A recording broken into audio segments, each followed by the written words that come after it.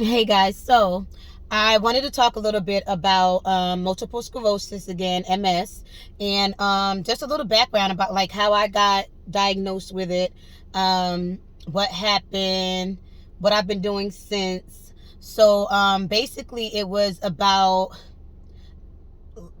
probably a year and a half or less than a year after I actually graduated from college, and I was working on Wall Street. I was doing a temp job at Citigroup, and I actually was going to work every day. It was cool catching the train to work. I was working in New York. You guys know me. I am a city girl, meaning I like to work in New York City, not a city girl, city girl. But I loved the city and I loved working in New York. I was going to work every day. Slowly but surely, I would start falling asleep at the desk. Not even going out and, partying and then the next day falling asleep. It was just, I would just straight fall asleep at work while I'm at the desk in my cubicle. So I didn't really see much of it. I was just like, oh, maybe I need to take more iron. Maybe I need to just go to the doctor, let the doctor know I'm feeling really tired all the time. And it was even times when I'll be sleeping at my desk and somebody would come to me like, Nanette, are you okay? Like, you keep falling asleep. And then it made me really take it more serious when other people were noticing. So went to the doctor. If you know me, I have a lot of allergies. Went to the doctor and the doctor gave me iron pills. After she gave me the iron pills, shortly after that, probably not even 2 weeks later, I actually started having double vision. And it was like I would just see everything in doubles basically. And it started to scare me, of course, and I didn't know what was wrong with me. Then I was like, okay, maybe it's the iron pills the doctors gave me. I am allergic to soy, and it's soy in the iron pills. I'm blaming everything on the doctor, mind you. So I'm telling the doctor, I went to the doctor, told her, like, you gave me these pills. I'm allergic. I don't know what's wrong with me. Then if I was to cover one of my eyes, I would actually lean over, like about to fall, like stumble and lean over. And I was just like, you know what? I can't do this. I end up going to the emergency room.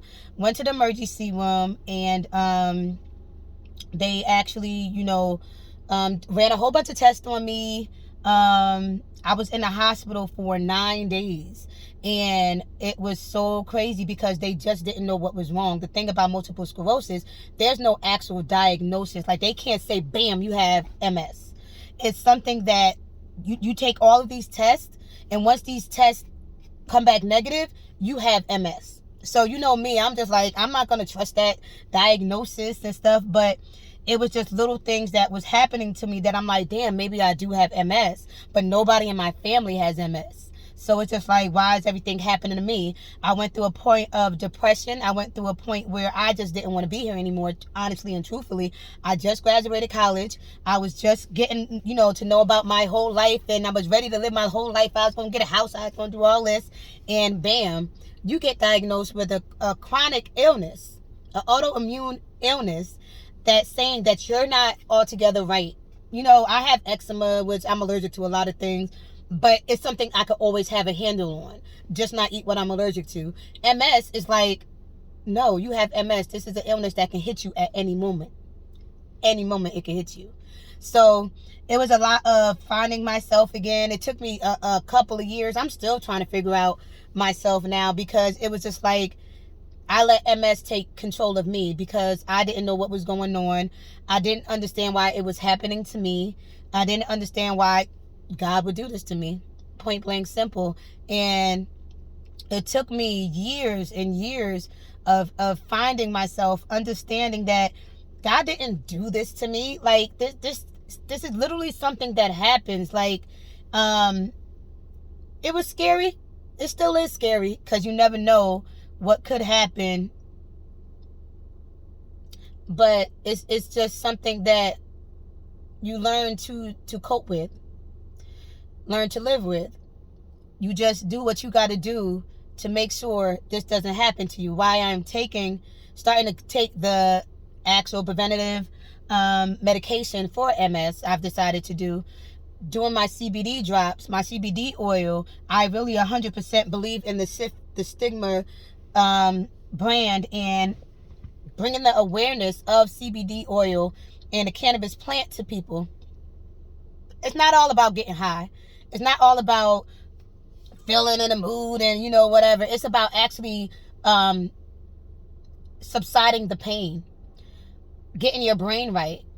MS affects the brain. So it's about just doing what you have to do for yourself naturally, and not having so many chemicals in your body, and actually using CBD oil to help. So that's why I'm a big person that promotes CBD. My mom, one thing I even missed, remember I said, I don't know why this is happening to me. Nobody in my family has it. And I got diagnosed in 2006. So I'm just like, don't believe the doctor's report. It's God's report. But it's just like, at the end of the day, you have the x-ray with the lesions on your brain. Somewhere you have it. So it was like, but nobody else in my family has it. Just so happens in 2011, my mom has a stroke.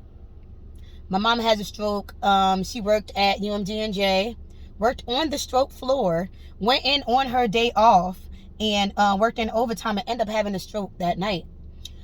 Okay, so after a couple of months, probably like even a year, she was doing excellent. Regained everything because they caught it right away because she was at work.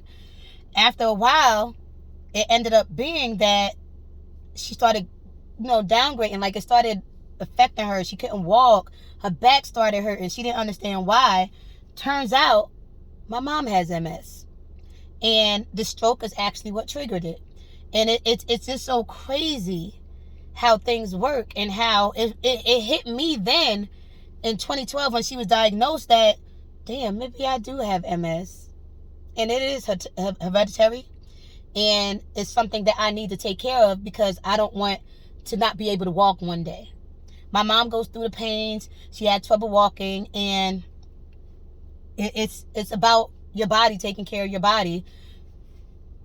And it's hard to grope with that reality, but I got to do what I got to do for me to make sure that I'm healthy and I'm keeping on going. So I do my walks. I do my little runs while I walk to make sure my body is still all together, which it is. So it was hard, but it was just like, this is just another challenge that God put on me to learn myself to handle, because he doesn't put more on you than you can bear. I've been living with this for the last 15, 16 years, and God's blessed me for those 16 years, and I expect God to bless me for another 16 times 4 years.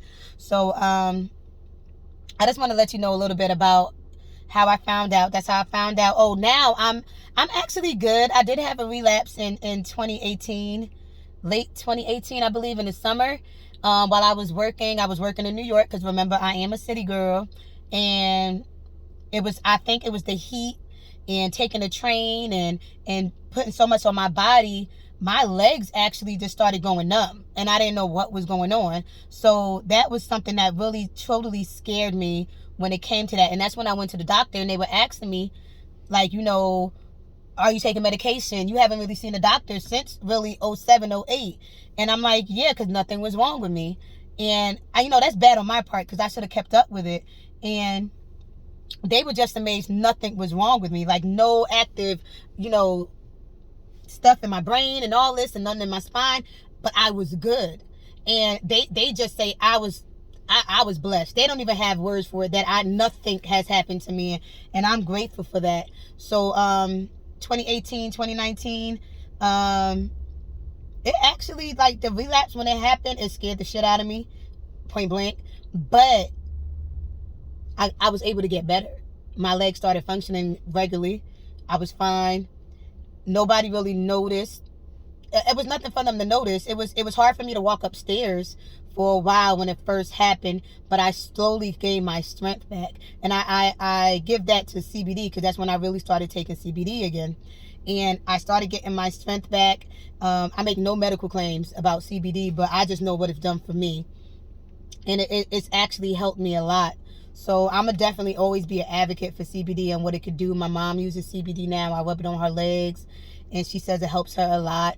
I'm just super grateful to have something I could turn to instead of taking, like, the medication sometimes, even though I'm going to start it, because at the end of the day, it's better to have it than not need it, and need it and not have it. So that's just how I feel right now. So that's my little video on how I got MS and what's going on now.